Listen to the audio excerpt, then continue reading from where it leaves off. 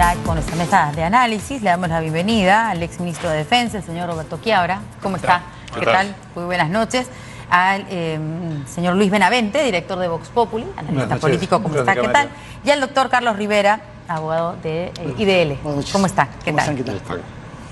Bueno, el presidente de la República, de repente podemos empezar por ahí, ¿no? En la mañana de unas declaraciones, un poquito al paso, ¿no? Pero parece que se arrepintieron de esta... Al paso para atrás. Al paso para atrás, así es. Declaraciones al paso para atrás.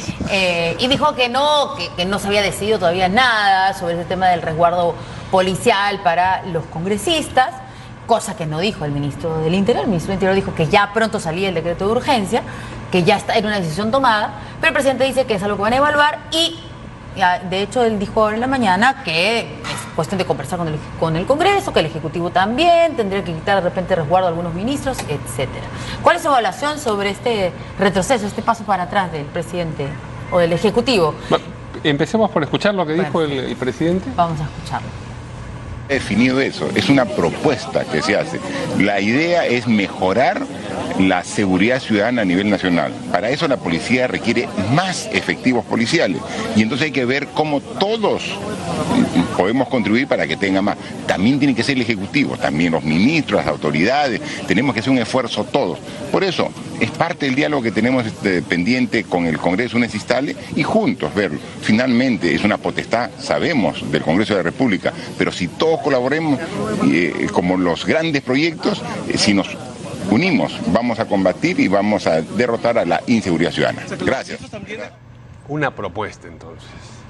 ¿Le ha jalado un poquito la alfombra al ministro? Creo que la decisión que anunció Morán en un momento era una clara reacción a errores del gobierno. Días antes había ocurrido eso que yo llamé el bowling ministerial, ¿no? Donde los ministros volaban como palitroques en pocas horas de diferencia, caían 3 ministros y se generó una crisis muy fuerte. Eso dio una sensación de desgobierno, de falta de autoridad, de liderazgo del presidente, que no sabía qué pasaba entre sus ministros. Uno de ellos había asesorado a Odebrecht, el otro renunciaba súbitamente, la otra la sacaban sin tener por qué sacarla. Habló de la educación, era ese caos y eso luego registraría 5 puntos de caída en la popularidad presidencial, ¿no? Pero había un efecto mayor que se va a ver en la próxima encuesta, ¿no? Yo creo que lo de Morán era un efecto típico populista de reacción del gobierno que busca con sus sparring recuperar un respaldo en las encuestas, ¿no? Creo que está eso muy bien coordinado. Luego han medido que se están abriendo nuevamente un frente con el Congreso que de repente era innecesario, ¿no? Creo que ahí había un cálculo político. Finalmente Morán ha sido el chivo expiatorio de esta situación y eso es muy al margen que debería acabarse todo tipo de privilegios entre los burócratas del Estado peruano que tienen galones, que tienen, no me refiero a galones de militares, ¿no? Sino galones de gasolina innecesariamente, o tienen celulares, tienen viajes al extranjero, representación, chofer, tienen de todo, tienen policías, tienen unos privilegios increíbles que no los tiene ningún país rico, creo, sí. Pero eso es otra cosa, ¿no? Pero hay un mensaje político, le quitamos la inmunidad, le quitamos el resguardo, es decir, hay una especie de avasallamiento de los congresistas, no importa cuáles sean, no son los mismos del Congreso disuelto, son otros, pero como si participaran de una misma epidemia, estuviesen padeciendo, claro. Y el mensaje es vamos sobre ellos, claro, ¿no? Claro, creo que sobre lo que no hay ideas es sobre lo segundo. Cómo se articula un esfuerzo de seguridad pública, qué responsabilidad tienen los alcaldes, ¿no es cierto? Y qué responsabilidad tiene el Ejecutivo.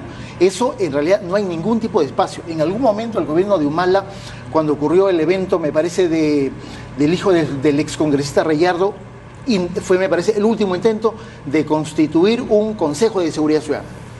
Me parece que se reunieron 2 veces y nunca más. Hasta ahora. Por lo tanto, finalmente gana la improvisación. Gana la improvisación. Y eso es una constante en este tema y en muchos otros temas. Sí. Finalmente que vemos que las políticas públicas no son estructuradas, no tienen los elementos básicos, fundamentales.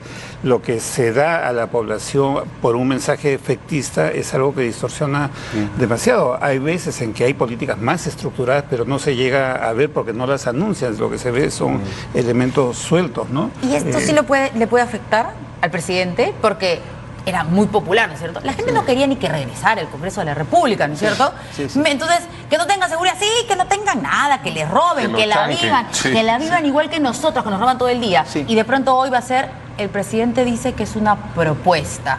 Ese retroceso, ¿sí le podría costar? Hay un tema de falta de liderazgo, de falta de autoridad, de coherencia que se está Y viendo. así lo sentiría la con población, ¿cree? Claro, y más también va ligado al tema de la crisis ministerial, ¿no? Donde el presidente estaba flotando mientras los ministros volaban como palitroques, ¿no? Y ahora da marchas y contramarchas y no sé mañana con qué va a salir, ¿no? Creo que esa imagen de falta de liderazgo, de estar muy dubitativo, muy pusilánime, lo va a perjudicar definitivamente. Mencionaba usted el voto de investidura indirectamente.